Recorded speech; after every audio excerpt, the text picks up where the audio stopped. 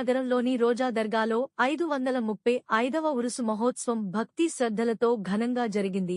ఈ కార్యక్రమానికి ముఖ్య అతిథులుగా జిల్లా టీడీపీ సీనియర్ నేత, నందికొట్కూరు నియోజకవర్గం టీడీపీ ఇన్ఛార్జి గౌరు వెంకటరెడ్డి, మాజీ మార్కెట్ యార్డ్ చైర్మన్ పెరుగు పురుషోత్తం రెడ్డి పాల్గొని ప్రత్యేక ఫాతేహాలతో బాబావారిని దర్శించుకున్నారు.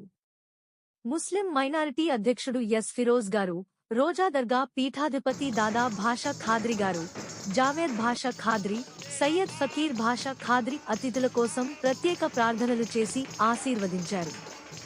శుక్రవారం రాత్రి 7 గంటలకు సజ్జద నషీన్ ఇంటి నుండి బయలుదేరిన సందల్ రాత్రి 10 గంటలకు దర్గాకు చేరుకుంది. హజ్రత్ అల్లామా మౌలానా సయ్యద్ షా అజీజుల్లా ఖాద్రీ సాహెబ్ సిరతే ఔలియా బయాన్ ప్రసంగం, హైదరాబాద్ ఖవ్వాల్ బృందంచే గొప్ప ఖవ్వాలి జియారతే ముషరఫ్ జియారతే ఫతేహ నిర్వహించనున్నట్లు వారు స్పష్టం చేశారు.